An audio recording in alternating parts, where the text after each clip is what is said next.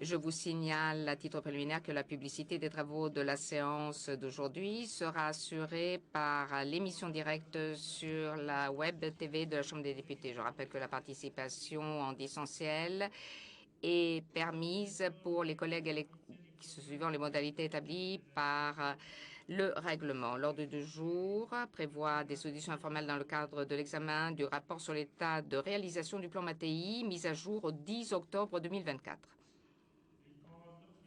Je rappelle que dans le cadre du cycle d'approfondissement, ont déjà été auditionnés des représentants de Collavoro, EcoClimate, ActionAid, Recommon, Associazione Nazionale Costruttori Edile, Istituto Affari Internazionale et Unite.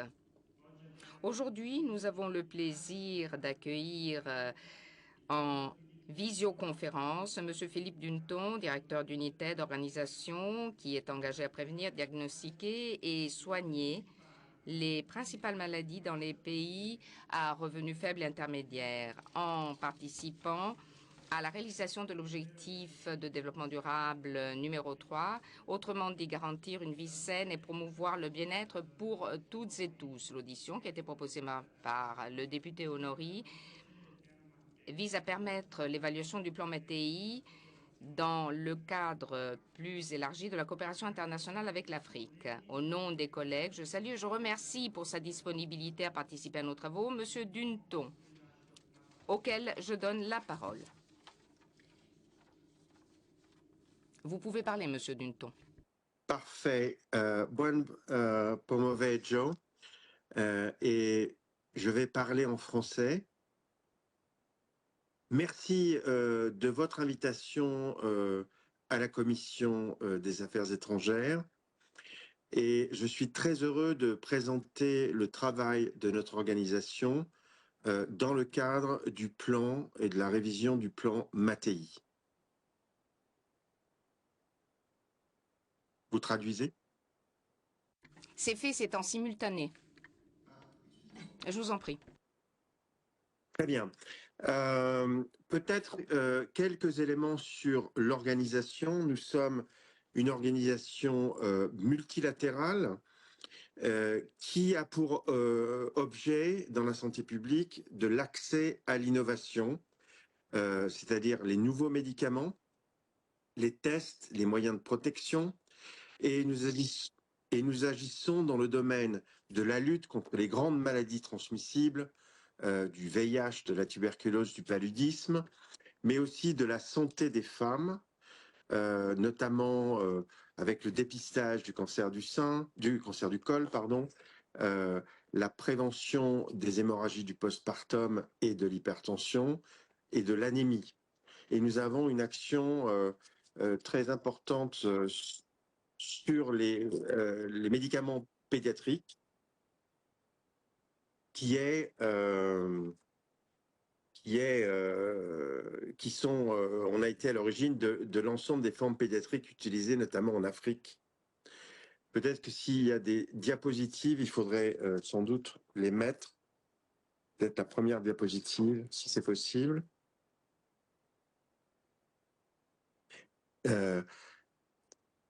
Next one, please. En quelques chiffres, next diapositive, next slide, please. Yes. En chiffres, cela donne que c'est environ 300 millions de personnes par an qui bénéficient des avancées technologiques, des médicaments, des tests dans le monde chaque année. Au cours des 15 dernières années, c'est environ une centaine de produits dont on a pu pousser le développement et qui sont utilisés aujourd'hui, majoritairement en Afrique. Et l'impact de ce qu'on fait, on a pu le mesurer, ça permet d'avancer d'environ 3 ans la réponse globale pour les objectifs internationaux. Et une chose qui est très importante pour nous, c'est les conditions d'accès, notamment de prix, avec une qualité qui est garantie par l'OMS, mais aussi des économies puisque dans les négociations, notamment avec les industriels de la pharmacie, nous avons à peu près une économie au total de 1 milliard par an. Donc, c'est quelque chose qui est très significatif, notamment avec l'actualité en matière de santé mondiale, puisqu'évidemment, on sait que l'argent est quelque chose de très précieux. Et si on veut aussi que les pays eux-mêmes puissent avoir les capacités de répondre aux besoins de leur population, il faut aider à ce que, effectivement, les médicaments de qualité soient plus accessibles et donc moins chers. La prochaine diapositive. Je ne vais pas rentrer dans tous les détails, mais on a un cycle de travail qui est qu'on se base sur des analyses spécifiques dans les domaines d'activité pour identifier les problèmes majeurs de santé publique en matière d'innovation. Et donc, on travaille avec l'industrie, les académies et les collègues chargés du développement de trouver des réponses, évidemment, en matière de médicaments. Quels sont les produits en matière de prévention, en matière de traitement, en matière de tests. Nous avons donc des investissements qui sont limités. Notre budget total, il est entre 200 et 300 millions, donc c'est peu, mais des investissements ciblés, on a en moyenne des retours sur investissement qui sont pour 1 euro de 46 fois plus, donc de 46 euros. Donc, et on le fait en raison effectivement de l'innovation. Donc la mesure de notre impact est quelque chose qui fait partie de notre modèle. Je ne vais pas entrer dans tous les détails de ce qu'on fait, mais prochaine diapositive. Lorsqu'on regarde le plan Mattei et nos potentielles collaborations, il est clair qu'il y a un certain nombre d'alignements en matière d'équité en matière d'accès à la santé, qui évidemment se déclinent sur le renforcement des systèmes de santé, parce qu'avoir dans notre expérience une priorité concernant les soins de santé primaires, c'est quelque chose qu'on retrouve aussi dans le plan Mattei. Ça veut dire, la question qu'on se pose, c'est quels sont les outils qui sont utilisables, qui permettent une décentralisation de l'accès à la santé, comment on renforce les capacités d'intervention des agents de santé et d'éviter des centralisations qui coûtent évidemment très cher partout, mais en particulier au sud. Donc c'est vraiment d'augmenter les capacités des pays et évidemment c'est de prévenir d'une façon générale les menaces en matière de santé publique, notamment infectieuses. C'est pour ça qu'on a eu un rôle assez important dans la réponse au Covid et je vais y revenir en parlant de l'oxygène. Donc, on a évidemment aussi, on reconnaît l'importance des efforts de digitalisation, notamment pour la santé, qui sont reconnus dans le plan Mattei. Prochaine diapositive. C'est quelque chose, je parlais de la réponse en matière de Covid, et je pense que tout le monde en Italie, en Europe et dans le monde entier se rappelle de la situation dramatique auquel on a été confronté vis-à-vis de l'accès à l'oxygène. Et c'est vrai que c'est une priorité qui a été totalement négligée jusqu'à la Covid, alors qu'en réalité, c'est un domaine essentiel, c'est un médicament essentiel, à la fois en médecine et en chirurgie, et qui était largement laissé à l'abandon. On nous a demandé, dans le cadre de la réponse actée à la Covid, de prendre action pour aider les pays à notamment développer leur capacité d'accès à l'oxygène liquide, qui est le mode d'accès à l'oxygène qui existe aux USA et en Europe, mais qui est très sous-développé en Afrique. Donc on a beaucoup travaillé avec l'OMS, avec d'autres collègues et des acteurs, y compris américains d'ailleurs, et avec les pays eux-mêmes. Et on a créé une alliance qui a été reconnue par l'OMS il y a maintenant 1 an et demi, une alliance mondiale concernant l'accès à l'oxygène, dont on est co-leader avec le Fonds mondial.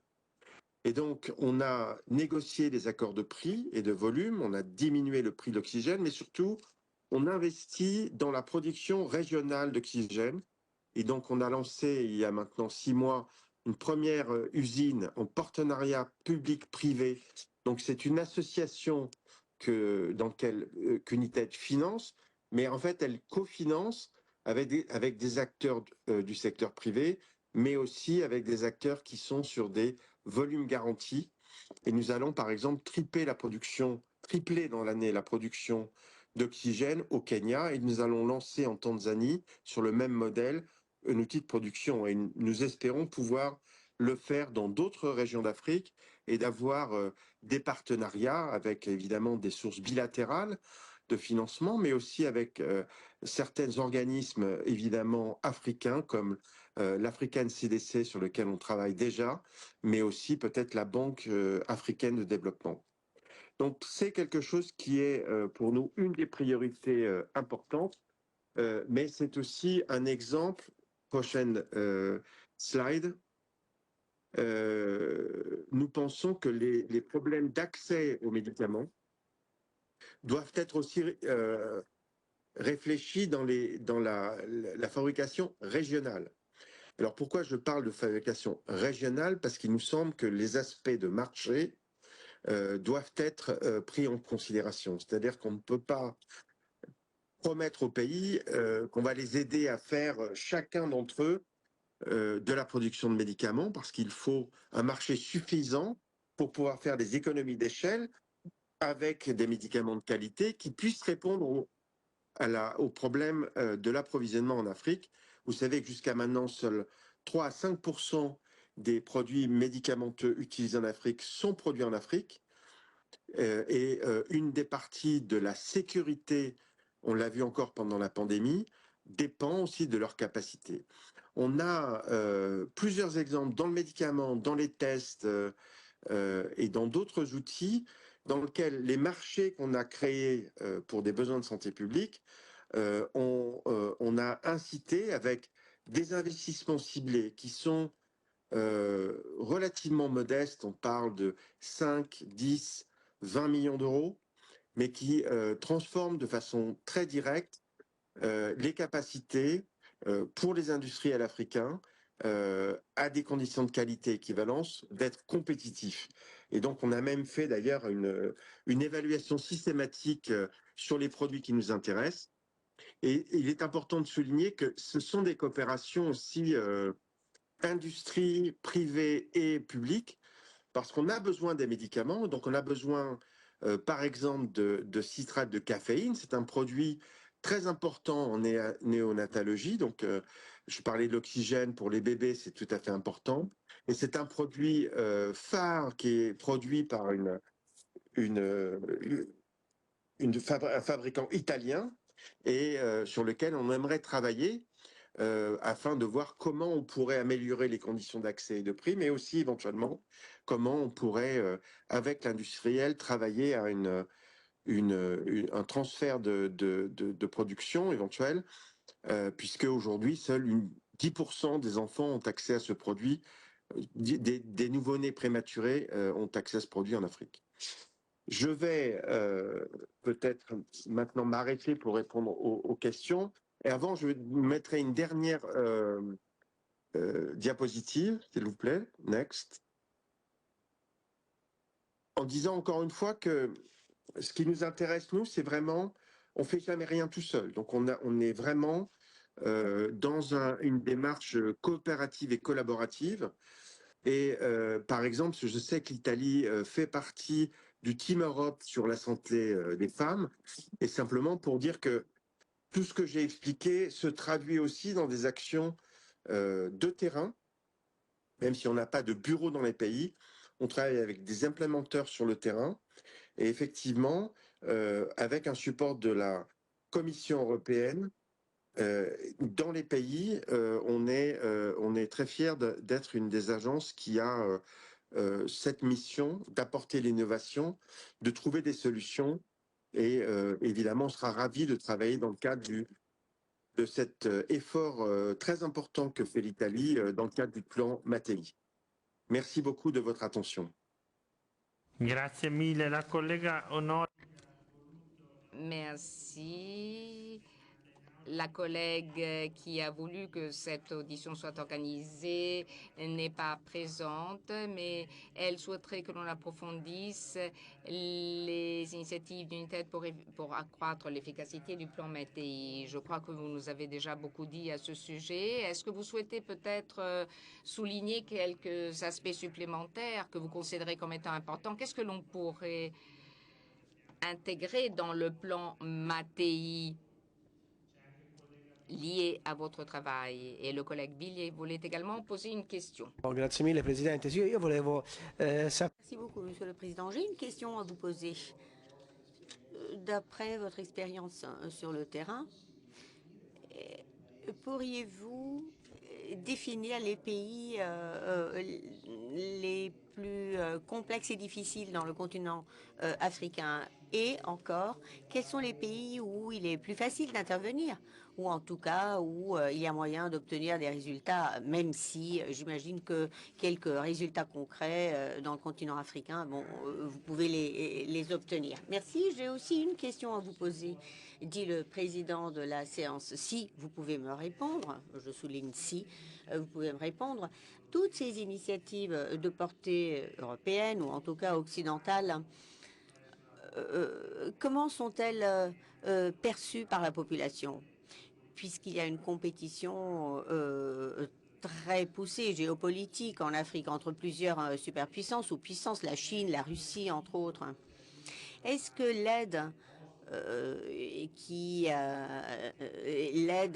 liée aux initiatives européennes et occidentales est perçue, et est-ce que les populations ont une idée claire de la différence entre le type d'aide? Quelle est l'impression sur le terrain? Merci.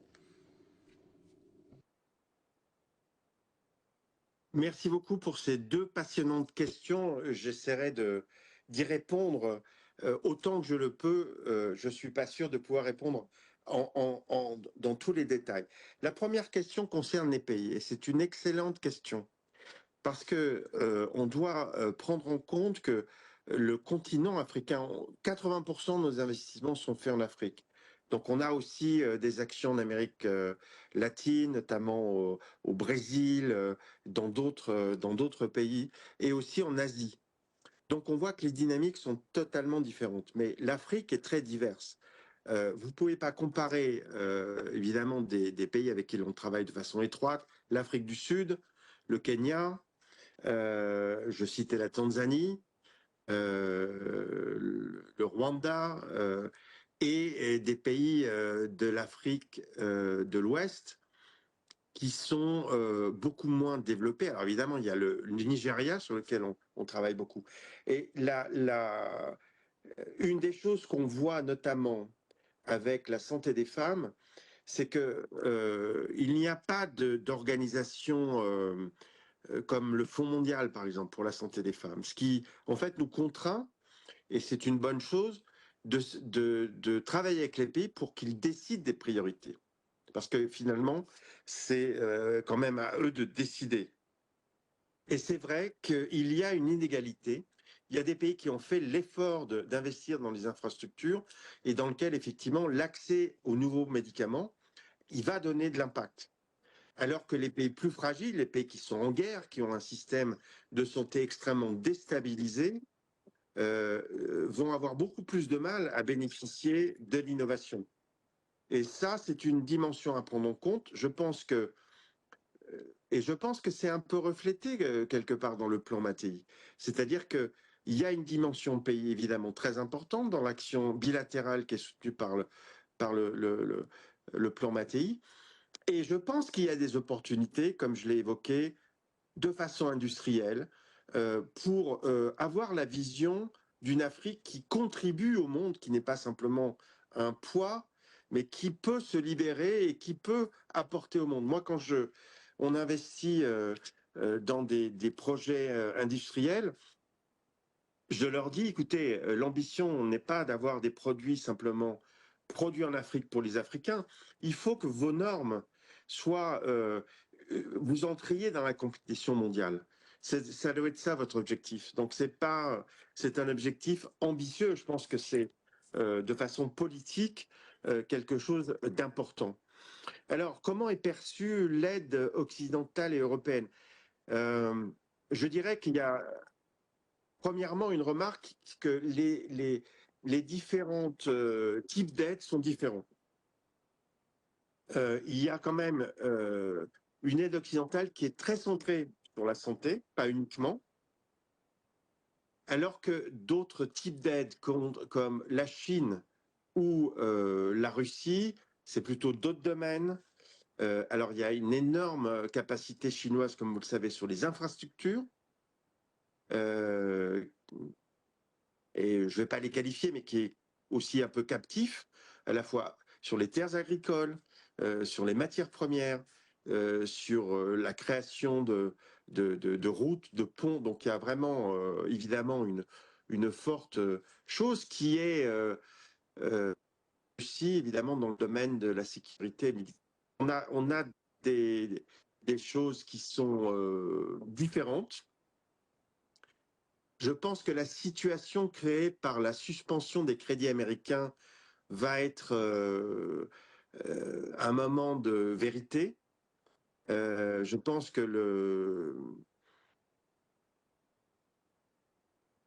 je ne sais pas, mais en tout cas, ça va créer une certaine forme de questionnement, je pense, de la population, en se disant, mais on nous a, et des gouvernements, on nous a aidés, certes, mais on nous laisse un petit peu en plein milieu du gué.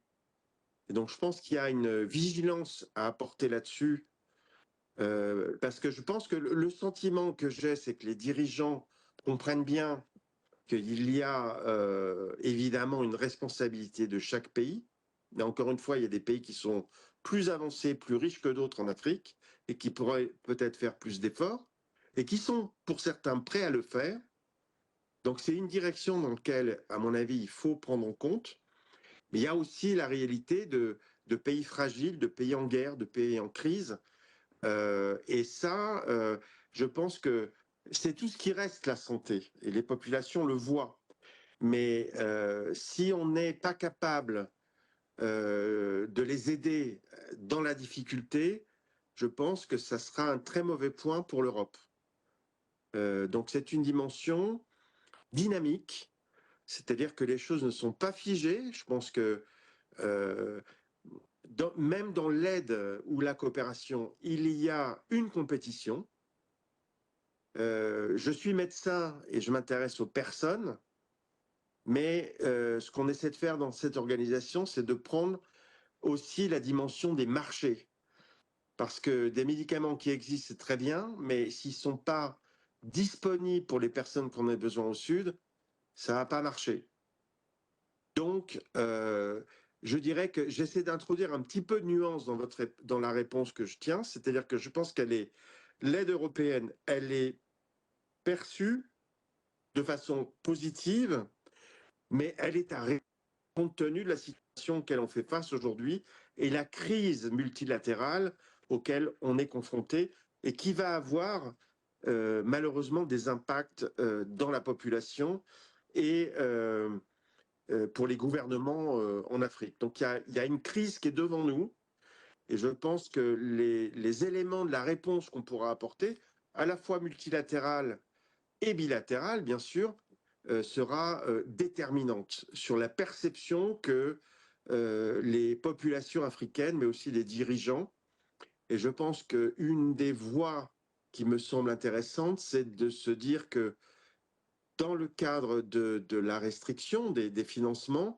qu'est-ce qu'on peut faire pour aider les pays à être autonomes? Voilà, je crois que c'est la question, ou d'aller vers une autonomie, en prenant en compte des spécificités de chacun des pays, qu'il faudra plus aider les pays les plus faibles, mais qu'on a d'autres types de coopération et de développement avec des pays qui sont plus riches et qui vont être les locomotives de l'Afrique d'aujourd'hui et de demain. Grazie mille. Merci beaucoup.